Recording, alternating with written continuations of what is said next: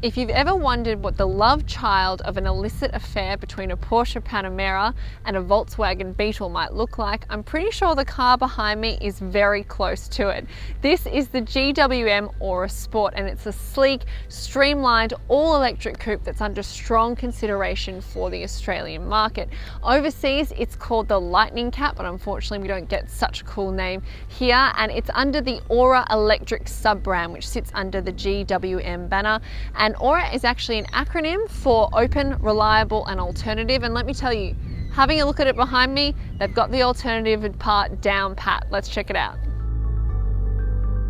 Now, it's worth noting before we get into it that this isn't actually a production car, it's a pre-production car, so some of the final details might change if it does make it to Australia, but just keep that in mind. And there should be two variants available, and that's the single motor front wheel drive variant and the dual motor all-wheel drive variant. The latter can actually do the 0 to 100 km/h sprint in just 4.3 seconds, but this is the single motor variant, which is slightly less powerful. You hear it just did a very interesting, almost computer startup noise, which is what happens when it locks and unlocks. I'll give you a demo now. So I'll give it an unlock and a lock. Kind of sounds like when you started your laptop up in the early 2000s, but it has obviously a very sleek, sporty look. One thing I'm not loving, and I'll be honest with you, is the wheels here. So I find that this is, I don't know why, it's giving me the ick, this design. Let me know if you feel the same way. It's unique, I'll give it that, but for me, I think I'd be swapping these out for something a little less, unique. Check this out, how epic is this massive glass roof all the way to the back here. It looks really visually impactful, it's super cool. And on top of playing that laptop startup noise when you lock and unlock, it also does something very nifty, and I'll show you when I unlock the car. Look at this, spoiler. Hey, to make you go super fast and make you look super cool. If I open the boot up as well here, just got to find out how to open it. Oh, this is why I never should do this stuff on camera. I should practice it first, but there you go. Power tailgate opens up to a boot. We've got a tarpaulin in there at the moment, but you can see it's not huge. It's quite shallow in height, but it actually goes back quite far. So you could probably fit a fair amount of stuff there on its side as well. Let's hop in and take a look because I want to check it out, but also it's starting to pour rain.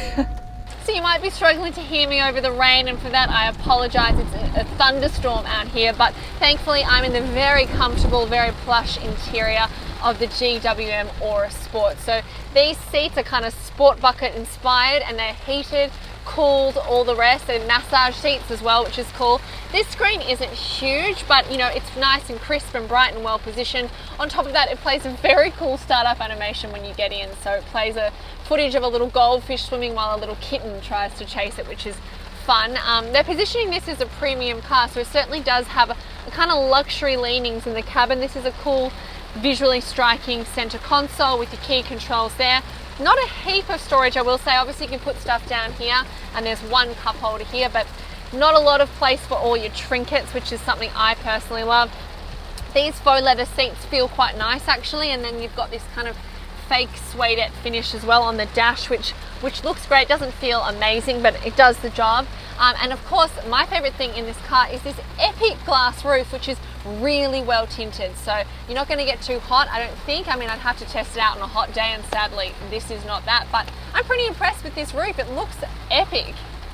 I'm in the back seat of the Aura Sport, and please spare a thought for our lovely cameraman who is absolutely copying it. It is pouring rain, so apologies again for the audio. But back here, I've actually got a solid amount of room. I wouldn't say it's a huge back seat. Certainly if you're taller, you might find that your head comes into contact with that glass roof. Knee room isn't too bad, but toe room is not great. There's not much wiggle room for my little toes down here, so the seats feel quite low to the floor. Otherwise, the floor is nice and flat, so even if you're in the middle seat, you'd be pretty comfortable. You've got ISO fixed points on each of the outboard seats for your child seat if you need to use one. Couple of air vents in the middle here, which is fantastic. A couple of USB ports, not USB-C ports, but USB ports, so that's good for old school people like me who haven't updated their cable yet. A couple of mat pockets in the back of the seats and some door bins. All in all, it's a comfortable space. I wouldn't say it's super accommodating, but having a look at the car from the exterior with that swoopy roofline, I kind of anticipated that would be the case. Earlier in the day and in much better weather, I had the chance to take a brief drive around a closed circuit in the pre-production left-hand drive GWM Aura Sport with single motor and front-wheel drive powertrain. Here are some of my very early first impressions. So I'm behind the wheel of the Aura Sport. The cool thing about this car is that it's already on. I don't have to do anything except put my seatbelt on, which is very important. So I won't let you drive if you don't have your seatbelt on.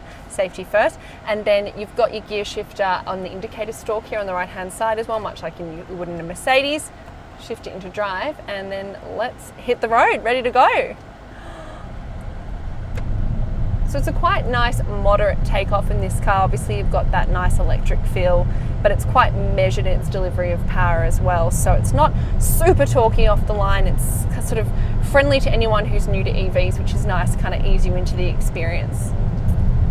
So this isn't a production car, it's a production spec car, and everything on the menu is in Mandarin, so I'm not going to pretend to say that I know what any of it means, but there is a one pedal drive setting in this car, which means theoretically you can drive it using only the accelerator, so put your foot on the throttle to get going and then just pull it off gently to come to a stop.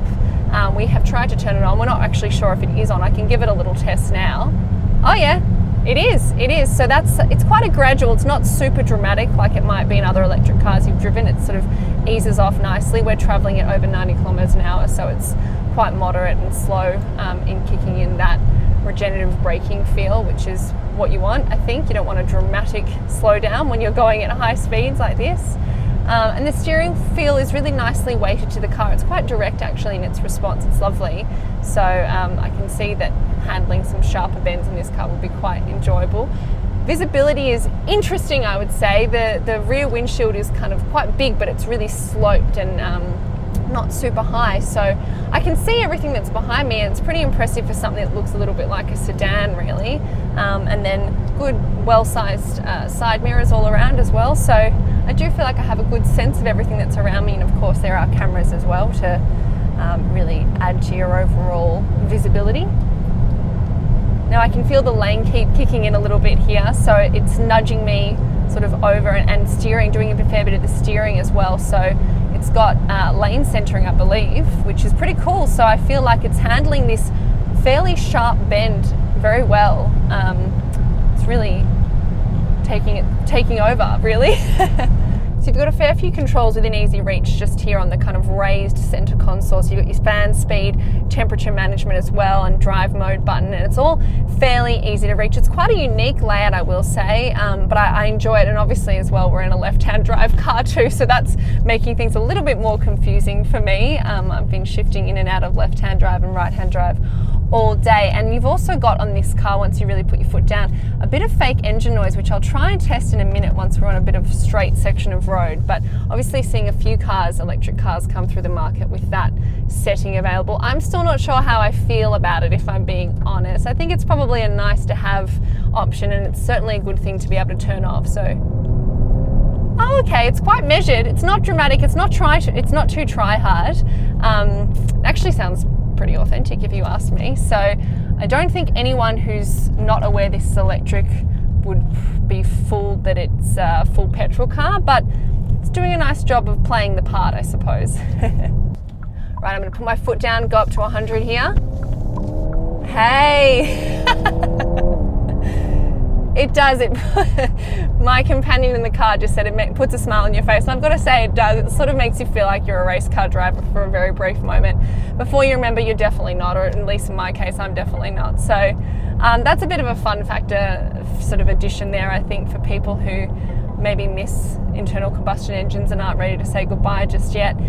Got a digital speedo right here in the digital driver display in front of me, which is sort of broken up into 3 little circle separate displays, so that's handy as well, and a bit of a trip computer on the right too, and your battery capacity on the left as well. It feels, you know, quick, but not too quick, which is good for someone like me. I'm not exactly a speed demon, so I find sometimes other electric cars make me feel sick when you put your foot down, but this is kind of a little bit more gradual and even-handed in its delivery of power and torque, which I think is a nice thing. But then if you really put your foot down, of course you get that fake engine noise, but you also get a really great acceleration response as well.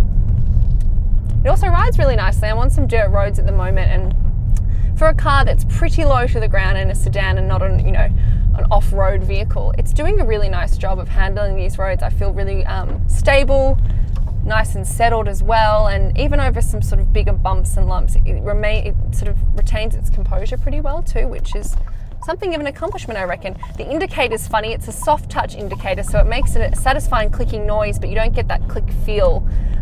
So it takes a bit of getting used to, but I'm not complaining.